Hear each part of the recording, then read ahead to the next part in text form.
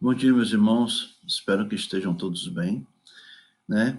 Sabemos que é um momento difícil, complicado que a gente tem passado, que a gente não pode nos encontrar, nos abraçarmos, né?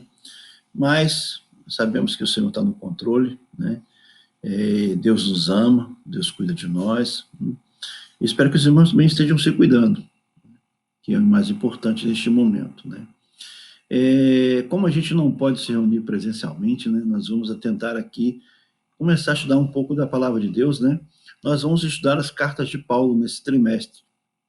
E hoje a gente vai começar a primeira lição, fala sobre as maravilhas de Deus, né?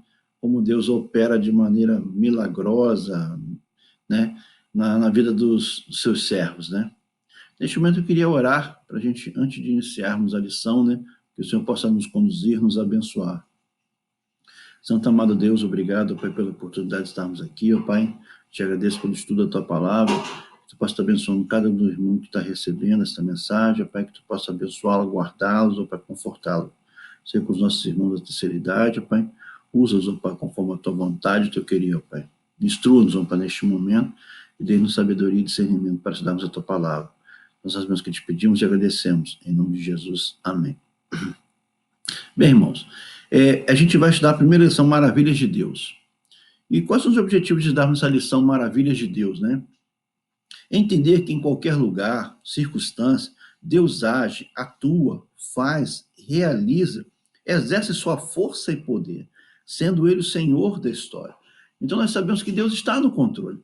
Se Deus está no controle, nós precisamos somente confiar, buscar, né, em Deus que Ele possa atuar. Nós temos que entender que nós somos instrumentos do Senhor. Nós estamos nas mãos do Senhor. É Ele que vai estar no controle de tudo, é Ele que vai estar abrindo as portas, Ele que vai estar fechando algumas portas, mas Ele vai estar no controle. E aí, irmãos, a gente vê que o texto áureo se encontra em Atos 19:11, que diz o seguinte: E por intermédio de Paulo, Deus fazia milagres extraordinários. Que maravilha, né? Sabemos que Deus, usando Paulo, né, ele fazia os seus milagres e de formas extraordinárias. Então nós sabemos que Deus está no controle. Não somos nós somos apenas instrumentos do Senhor. E o interessante é que Paulo entendeu isso muito bem. Paulo queria fazer algumas coisas, mas ele ouvia o Espírito Santo de Deus. Ele entendia por onde tinha que andar, aonde ele tinha que ir, né? Ele não fazia as coisas que ele queria. Ele tinha seus próprios desejos, mas ele não deixava que os seus desejos fossem maiores do que a vontade de Deus em sua vida, né? O primeiro ponto que a gente vai estudar hoje está relacionado, né, às maravilhas de Deus por meio das viagens missionárias. E nós vemos que qual é a estratégia de Paulo, né, para você levar isso, você seguir as viagens missionárias. Paulo sabia que ele deveria ir, né? E o que ele deveria fazer? Por quê? Porque ele pedia a orientação do Senhor. Ele seguia as orientações do Espírito Santo de Deus. Ele não fazia porque ele queria. E ele começa lá em Atos 14:1 falando, né? E aconteceu que em Icônio entraram juntos na sinagoga dos judeus e falaram de tal modo que creu uma grande multidão, não só de judeus, mas também de gregos. Aqui foi quando ele começou a viagem missionária, né? E ele entra em Icônio, ele entra na sinagoga falando, pregando junto com Barnabé. E ali a gente percebe que uma grande multidão creu. Por quê? Porque ele fazia a vontade de Deus. Ele entendia, né, que ele deveria ser um instrumento a levar pessoas a professar a fé, pessoas a seguir a vontade de Deus. Então, isso era muito importante, né? E a estratégia dele era pregar, era anunciar, né? E deixando que Deus fazia o trabalho, ele era só o instrumento. Quem ia convencer era o Espírito Santo de Deus. Então ele entendeu isso muito bem. Então ele ia aonde o Espírito Santo mandava. Ele seguia as ordens do Senhor, ele seguia as orientações do Senhor. O segundo ponto está relacionado, né, a quando as maravilhas de Deus em função da ousadia, né? E, palavra complicada, né? Ousadia, sermos ousados a fazermos alguma coisa, né? E Paulo entendia muito bem essa questão de ousadia, né? E aí, essa ousadia de Paulo, ela se manifestava com compaixão, temperança, né? Ele era ele não se fazia a vontade dele. Ele tinha um temperamento forte, mas ele sabia que a vontade de Deus devia prevalecer. Então ele buscava essa orientação de Deus, essa vontade de Deus, porque não é a nossa força, o nosso querer, o nosso desejo, a nossa vontade, o querermos fazer que vai imperar. Mas nós temos que entender que o imperar é a vontade de Deus. É imperativo isso. É Deus fazendo, é Deus falando, Deus nos instruindo, né? E ele entendia isso. E uma coisa que Paulo fez foi ajudar no nascimento das igrejas. E o que ele fazia? Ele vivia isso. Ele vivia a verdade da palavra. Porque, como instrumento, ele deveria ser um exemplo para todos, para que a igreja pudesse começar a nascer as igrejas, crescer, né, sendo fruto à vontade de Deus, o Espírito Santo de Deus. Mas ele precisava viver essa verdade. Ele buscava viver isso. E aí a gente sabe que muitas vezes nós vamos encontrar pessoas que vão ser contra o que a gente quer fazer. Né?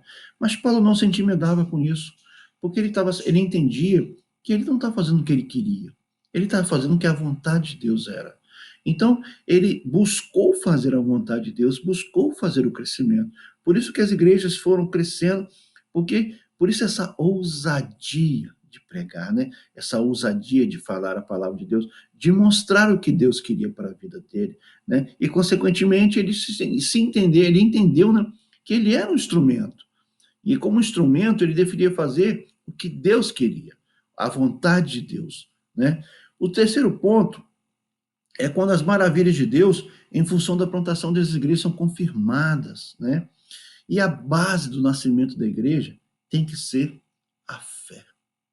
Não pode faltar fé, né? E a gente vê o grande exemplo de Lídia, né?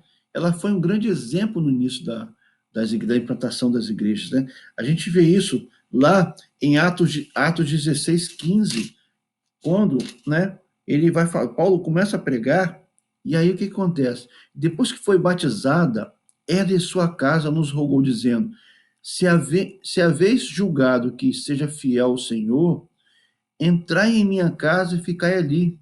Isso nos constrangeu.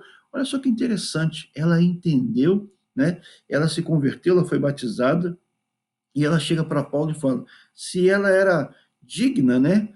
Se ela era fiel ao Senhor, considerada fiel ao Senhor, que eles poderiam entrar na casa dela. E isso aí foi coisa tão maravilhosa que isso constrangeu Paulo, né? E aí Paulo, ele ficou lá, na verdade, ele buscou isso, ele começou a igreja, né? Começou a implantar uma igreja, né? Então, a gente percebe que quando nós fazemos a vontade de Deus, quando Deus está no controle, as coisas acontecem de uma forma melhor, né? Mais fácil. O outro ponto é a maravilha de Deus em função da sensibilidade da direção do Senhor. Tá aí uma coisa que a gente tem que entender muito bem, né? Quando se fala de obra de Deus, ela tem que ter uma sensibilidade, né?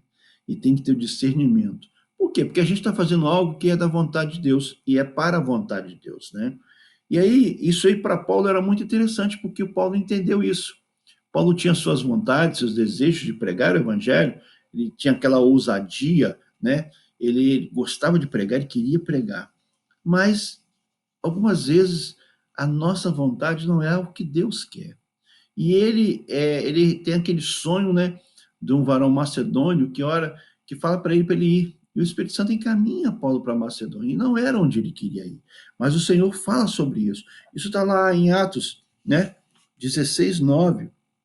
E Paulo teve de noite uma visão em que se apresentava um varão da Macedônia e rogava, dizendo: passa a Macedônia e ajuda-nos. Então ele começou ali a entender a vontade de Deus, né? Ele começou a entender que o que Deus queria não era o que Paulo queria. E aí ele faz a vontade de Deus. E o interessante é que muitas vezes Deus nos coloca para fazermos a sua vontade e nós queremos fazer a nossa. E aí nós temos alguns problemas, algumas dificuldades, né? Então a gente tem que entender que a vontade de Deus tem que prevalecer. Deus está no controle, Deus está, né, nos orientando, nos instruindo ao que fazer, né? E aí, irmãos, as outras maravilhas são em relação, né, com uma meta, o crescimento poderoso da palavra de Deus. E aí, irmãos, para isso acontecer, nós precisamos pregar, nós precisamos viver, nós precisamos vivenciar, né? Em Atos 19, 20, fala: assim a palavra do Senhor crescia poderosamente e prevalecia. Por que ela crescia? Porque era pregada. Porque Paulo, os irmãos entenderam que eles eram instrumentos do Senhor. E como instrumentos, eles precisavam entender que a palavra de Deus ia crescer, mas eles precisavam fazer a parte dele. Eles eram as mãos, né, que Deus colocou, né, como instrumento para que essa mensagem fosse divulgada, fosse falada, né? Isso é interessante, é importante a gente entender que se nós não entendermos, se nós não buscarmos, fazermos a vontade de Deus, não nos colocarmos no centro da vontade de Deus, nós teremos algumas dificuldades, alguns problemas, né? E aí nós precisamos ter convicção da vontade de Deus e nos submetermos à sua direção. Nós precisamos reconhecer que somos apenas instrumentos, somos mãos e não as maravilhas. As maravilhas são de Deus. Nós somos instrumentos de Deus.